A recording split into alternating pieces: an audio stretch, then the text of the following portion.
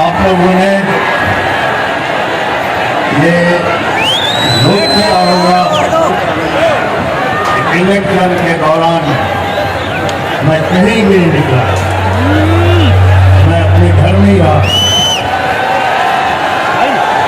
लोगों ने कहा कि जलसा करें, मैंने मना कर दिया। कॉर्नर मीटिंग करें,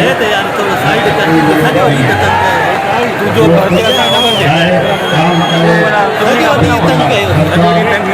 नहीं होता 8-10 करोड़ रुपया जनता के खर्च होता है। क्यों मैंने मना किया? और घर से गए बाहर 3 महीने पहले ही चुका था और पेमेंट भी हो गई, पेमेंट भी कर दी गई थी। जब मैं हमेशा कहता था, और मेरे कुछ लोग कहते थे अब बार क्यों कहता, मैं हमेशा कहता था कि फेडरेशन की अलामत हमारी फौज है, रखवाली है फेडरेशन की। इस इलेक्शन ने प्रूव कर दिया, कोई भी सियासी पार्टी, कोई भी सियासी लीडर अब नेशनल लेवल पे, कौमी लेवल पे कोई भी नहीं है, सब सूबे लेवल पे आ गए। इस इलेक्शन ने प्रूव कर दिया। अब जहां तक सवाल है, हमने दिलचस्पी नहीं दिखाई, वो मैंने बता दिया कि 2.5-3 महीने पहले ही हमें पता था कि पेमेंट हो गई है, जहां जहां जाने की पेमेंट चली गई है। बाकी ये हमारा एक आईनी हक है कि हम एहतजाज करें, प्रोटेस्ट करें, लेकिन हमारा प्रोटेस्ट एहतजाज इलेक्शन में डाटा डाला गया उसके खिलाफ है। बाकी फौज हमारी अपनी है, हम सोच नहीं सकते कि हमारी फेडरेशन को संभाल रही है, उस फौज से हम दूर होंगे, सोच भी नहीं सकते। बाकी सियासत के हालात होते रहते हैं और सियासत से मैं थोड़ा दूर इसलिए रहता हूँ क्योंकि मैं हमेशा कहता हूँ जो जितना अच्छा झूठ बोल सकेगा उतना अच्छा लीडर बन सकेगा। इसीलिए मैं ज्यादातर दूर रहता हूँ कि झूठ बोलना कम पड़े। बाकी जहाँ तक इलेक्शन का सवाल है, जो जीता है वो खुद परेशान है, सर पकड़ के बैठा हो, और जो हारा है या हरवाया गया है वो सब रास्ते पे निकलेंगे। अब तो ये जो फैसला जो हमारे मुल्क के करते हैं, अब उसको सोचना पड़ेगा कि अब आपके पास कोई भी कौमी पार्टी या कोई भी कौमी लीडर नेशनल लेवल पे नहीं रहा। अब कौन बचा फेडरेशन संभालने वाला, सिवाय फौज के काम बचा। अब फलस्तीन में देखो क्या हाल है, गाजा में देखो क्या हाल है, लोग जूते खा रहे हैं, मर रहे हैं। अगर ये हमारी फौज नहीं हो तो हमारा भी यही हाल होगा। हम नहीं चाहते कि हम खुआर हो, खराब हो। ये हमारी फौज है जिसकी वजह से हम इज्जत से भी बैठे हुए हैं, सुकून से बैठे हुए हैं।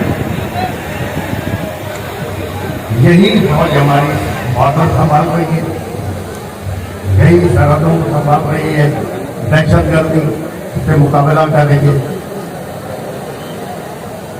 इसी वजह से हम आराम से घूम रहे हैं, फिर रहे हैं। बाकी जहाँ तक सवाल है इलेक्शन का, इस पर भी मैं जरूर थोड़ी रोशनी डालना चाहता हूँ।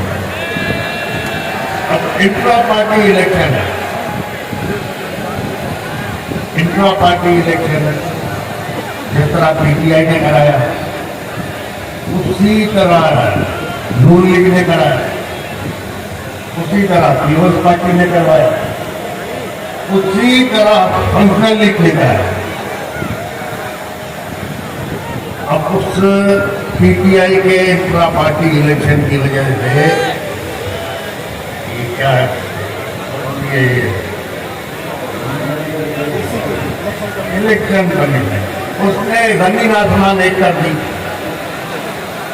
अभी जो इतनी बड़ी खरीदो फरोख्त हुई है इस इलेक्शन में, जनरल इलेक्शन में, तो कहाँ है ये इलेक्शन कमीशन, कहाँ सो रही है? इस पे भी तो कुछ बोले। इमरान खान को सब चोर कहते हैं, चलो ठीक है, चोर है ना। क्या किया है कोशाखाना में? क्या इमरान खान से पहले जो लोग आए थे प्राइम मिनिस्टर या प्रेसिडेंट, उन लोगों ने कुछ नहीं लिया कोशाखाना में? उन लोगों ने गाड़ियां नहीं ली क्या कोशाखाना पे? जबकि कानूनन वो गाड़ियां ले ही नहीं सकते। तो सर इमरान खान चोर है? मेरी नजर में इमरान खान चोर नहीं है। मेरी नजर में बेवकूफी हो गई होगी, गलती होती है। गलती किससे नहीं होती? गलती तो इंसान से होती है। अगर इमरान खान से गलती नहीं होती तो वो फरिश्ता होता। तो मेरी नजर में इमरान खान चोर नहीं है। अगर इमरान खान चोर है तो फिर हम सभी चोर हैं। इंशाअल्लाह ताला अब ये एक कुदरती निजाम है। अगर सैलाब आ रहा है या पानी आ रहा है, आप उसका रास्ता रोकोगे तो फिर दूसरी जगह वो डुबाएगा। अब जो ये 2-2.5 करोड़ नौजवान नए वोट आए, वो एक सैलाब था ना। अब जब उस सैलाब को रोका गया, उसके नतीजे में क्या हो? पाकिस्तान की तारीख में पहली दफा आजाद उम्मीदवार मेजॉरिटी में जीत गए, सबको डुबा दिया। ये तो पीटीआई के नौजवानों ने, बच्चों ने, लड़कियों ने, औरतों ने एक कमाल करके दिखा दिया। न उसके पास सिंबल, न किसी को निशान का पता पड़ रहा था, और न फिर कुछ सोच रहा था कि आजाद उम्मीदवारों को वोट मिलेंगे, लेकिन मिल गए। तो अगर किसी इस मुल्क में अगर आप इंसाफ नहीं दोगे, इज्जत नहीं दोगे, तो लोग फिर इंसाफ के लिए अलग रास्ता निकालेंगे।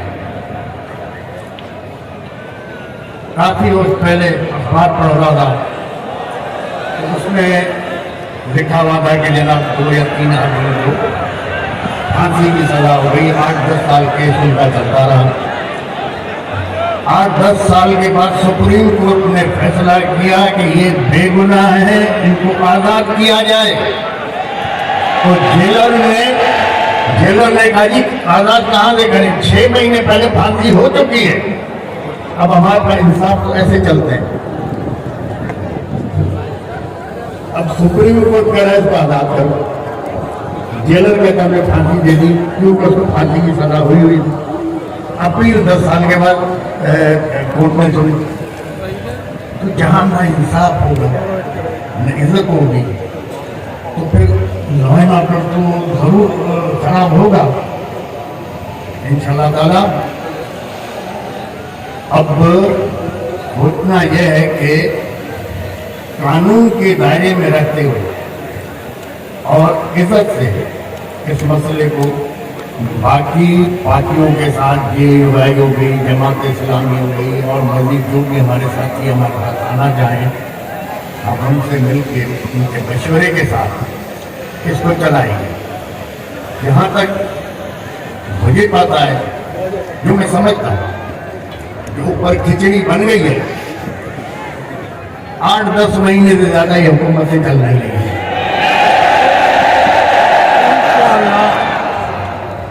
8-10 महीने से ज्यादा नहीं चलना। अब पिछले जो 20 महीने हुकूमत थी, उसमें जो महंगाई आसमान पे गई है, उससे क्या हुआ है? उससे हुआ यह है कि जो मिडिल क्लास थी वो खत्म होती जा रही है। अब इस इलेक्शन के बाद आप देखो महंगाई आसमान पे जाएगी। अब जब महंगाई जाएगी तो आपका मिडिल क्लास खत्म हो जाएगा, तबाह हो जाएगा। माशरे को अमीर आदमी नहीं चलाता, न गरीब चलाता। माशरे को मिडिल क्लास चलाता है। जब मिडिल क्लास खत्म हो गया तो अपना माशरा खत्म हो जाएगा। तो खुदा के लिए जो ये देख रहे हैं हालात किस तरफ हमारे जा रहे हैं, इनको सोचना चाहिए। और ये 8-10 महीने ज्यादा हुकूमत चलनी भी नहीं है। हो सकता है अब फौज ने सबको आजमा लिया, अब आजमाने के लिए बचा क्या है। हो सकता है इमरजेंसी डिक्लेयर हो जाए या मार्शल लॉ लग जाए, यही जज उसको प्रोटेक्शन देंगे, यही जज बैठे,